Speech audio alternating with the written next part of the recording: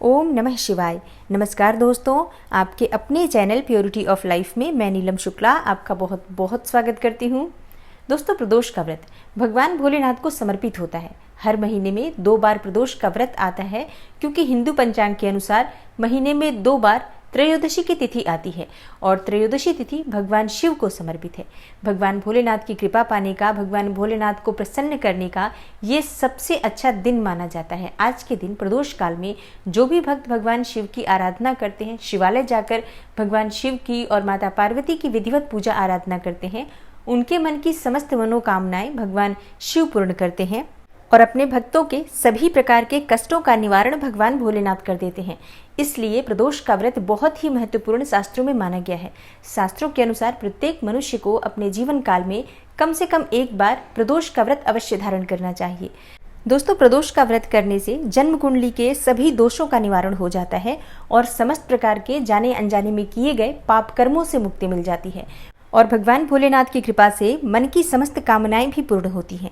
तो अगर आप प्रदोष व्रत करते हैं तब तो अत्यंत ही श्रेष्ठ है, लेकिन किसी भी कारणवश अगर आप प्रदोष का व्रत नहीं कर पाते हैं तब भी आपको शाम के समय प्रदोष काल में भगवान शिव की और माता पार्वती की पूजा जरूर करनी चाहिए। दोस्तों, आज की वीडियो में मैं आपसे बात करने वाली हूँ वैशाख मास के कृष्ण पक्ष के प्रदोष व्रत के बारे में। वैशाख मास का कृष्ण पक्ष का प्रदोष व्रत कब है, त्रयोदशी तिथि कब प्रारंभ हो रही है, कब समाप्त हो रही है और व्रत हमें कब धारण करना है। और प्रदोष व्रत के दिन प्रदोष काल की पूजा का विशेष महत्व होता है। तो प्रदोष काल की पूजा का शुभ मुहूर्त क्या होगा, प्रदोष व्रत का महत्व क्या होता है और इस दिन हमें किस प्रकार से भगवान भोलेनाथ की पूजा आराधना करनी चाहिए, कौन सी विशेष वस्तुएं उन्हें अर्पित करनी चाहिए जिससे कि इस व्रत का और पूजा का संपूर्ण फल हमें प्राप्त हो और जिस भी कामना से हम प्रदोष का व्रत धारण कर रहे हैं या भगवान शिव की पूजा आराधना कर रहे हैं वो हमारी मनोकामना बहुत ही शीघ्र पूर्ण हो, इसके लिए आज विशेष क्या करना चाहिए, ये संपूर्ण जानकारी आपको आज की वीडियो में मैं शेयर करने वाली हूँ। तो वीडियो को पूरा जरूर देखिए और अगर आपको आज की वीडियो अच्छी लगे तो लाइक भी जरूर कीजिए, शेयर भी जरूर कीजिए फैमिली फ्रेंड्स के साथ। और चैनल पर पहली बार आए हैं, अगर अभी तक आपने चैनल को सब्सक्राइब नहीं किया है तो आज की वीडियो अगर आपको अच्छी लगे तो चैनल को सब्सक्राइब जरूर कर लीजिए और बेल बटन को भी प्रेस कर लीजिए। तो इससे ये होगा कि इस चैनल पर जो नई वीडियो अपलोड होंगी उनकी नोटिफिकेशन आपको सही समय पर प्राप्त होगी। और बात करें सबसे पहले प्रदोष व्रत के महत्व के बारे में, तो सभी प्रकार की कामनाओं को पूर्ण करने वाला और समस्त प्रकार के दोषों का समन करने वाला जो व्रत माना गया है वो प्रदोष का व्रत शास्त्रों में माना गया है।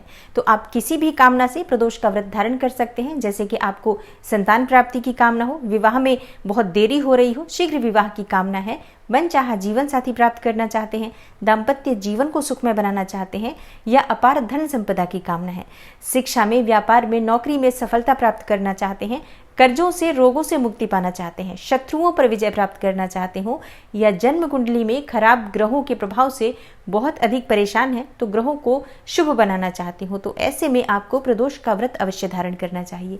और अगर आप प्रदोष का व्रत नहीं धारण कर पाते हैं तब भी प्रदोष व्रत के दिन विशेष पूजा जो शाम के समय होती है प्रदोष काल में, उस समय में अगर आप भगवान शिव के मंदिर जाकर भगवान शिव का अभिषेक करते हैं, शिव जी की विधिवत पूजा आराधना करते हैं, उन्हें भोग नैवेद्य अर्पित करते हैं और भगवान शिव के मंत्रों का जप करते हैं, तो निश्चित ही आपकी जो परेशानी है वो दूर होती है और आप जिस भी कामना से भगवान शिव की आराधना करेंगे वो आपकी कामना भगवान शिव की कृपा से अवश्य ही पूर्ण होती है। तो अगर आप व्रत नहीं करते हैं तब भी परेशान होने की आवश्यकता नहीं है, पूजा अवश्य कीजिए। मंदिर में जाकर दर्शन करने मात्र से भी आज के दिन आपके जो परेशानियां हैं उनका समापन हो जाता है और आपकी जो भी कामना होती है भगवान भोलेनाथ उसे अवश्य ही पूर्ण कर देते हैं।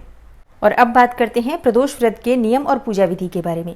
देखिए, अगर आप प्रदोष का व्रत करना चाहते हैं तो प्रातःकाल जल्दी उठ जाएं, स्नान इत्यादि करने के बाद सर्वप्रथम भगवान सूर्यदेव को जल अर्पित करें और उसके बाद अपने घर के मंदिर में जो प्रतिदिन की नित्य पूजा होती है आपकी वो कर लीजिए।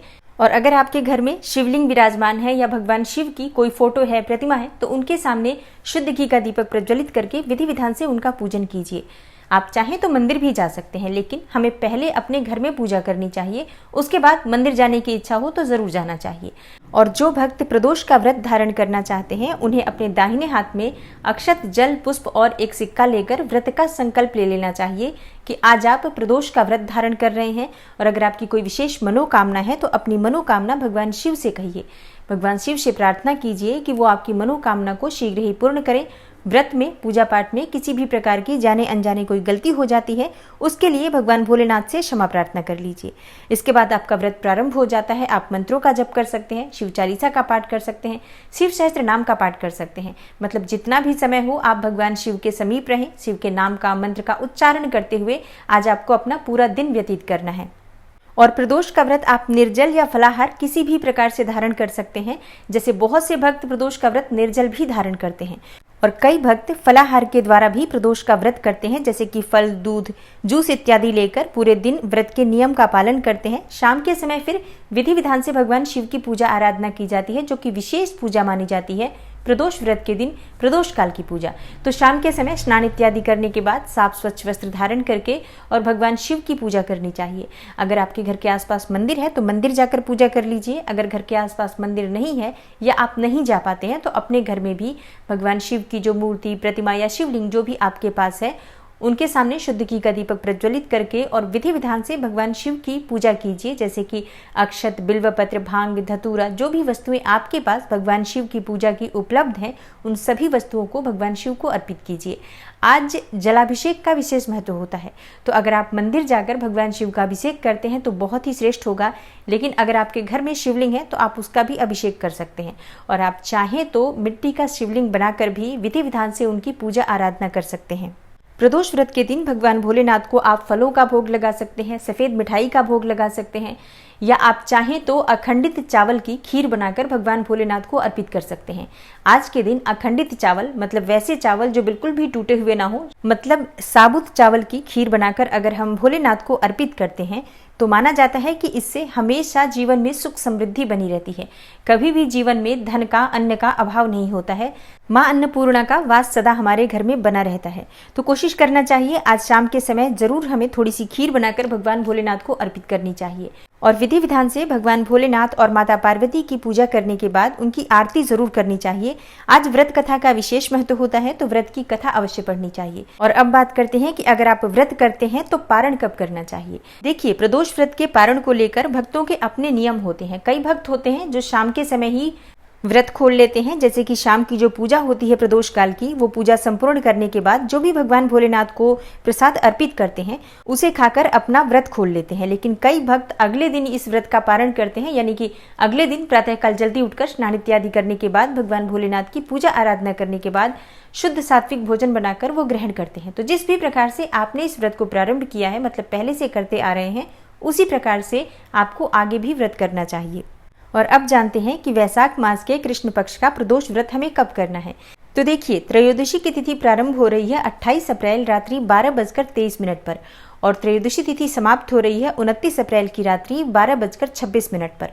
तो वैशाख मास के कृष्ण पक्ष का प्रदोष व्रत इस बार 28 अप्रैल गुरुवार के दिन धारण किया जाएगा, क्योंकि इस दिन हमें सूर्योदय कालीन तिथि प्राप्त हो रही है और शाम के समय भी प्रदोष काल में पूजा का शुभ मुहूर्त हमें त्रयोदशी तिथि में प्राप्त हो रहा है। तो वैशाख कृष्ण प्रदोष 28 अप्रैल गुरुवार के दिन धारण किया जाएगा और प्रदोष काल की पूजा का शुभ मुहूर्त होगा 28 अप्रैल शाम 6:54 से रात्रि 9:04 तक। तो ये प्रदोष काल की पूजा का शुभ मुहूर्त है, जो कि बहुत महत्वपूर्ण है, क्योंकि प्रदोष व्रत में प्रदोष काल की पूजा ही सबसे महत्वपूर्ण होती है। तो प्रयास करना चाहिए कि शाम के समय हम मंदिर जाकर पूजा कर पाएं, मतलब शिवालय चले जाते हैं तब तो बहुत ही श्रेष्ठ होगा। लेकिन अगर आप मंदिर नहीं जा पाते हैं, आपके घर के आसपास कोई मंदिर नहीं है, तो ऐसे में आप अपने घर में भी भगवान शिव और माता पार्वती की, पूरे शिव परिवार की विधि विधान से पूजा आराधना कीजिए। तो आशा करती हूँ आज की वीडियो आपके लिए अवश्य उपयोगी होगी। अगर आपको आज की वीडियो अच्छी लगी हो, थोड़ी सी भी आपके लिए हेल्पफुल हो, तो वीडियो को लाइक ज़रूर कीजिए और शेयर भी ज़रूर कीजिए फैमिली फ्रेंड्स के साथ। चैनल पर पहली बार आए हैं, अगर अभी तक आपने चैनल को सब्सक्राइब नहीं किया है, तो अगर आपको आज की वीडियो अच्छी लगी हो तो चैनल को सब्सक्राइब ज़रूर कर लीजिए और बेल बटन को भी प्रेस कर लीजिए। तो इससे ये होगा कि इस चैनल पर जो नई वीडियो अपलोड होंगी उनकी नोटिफिकेशन आपको सही समय पर प्राप्त होगी। मैं मिलती हूँ आपसे अगली वीडियो में, तब तक के लिए नमस्कार।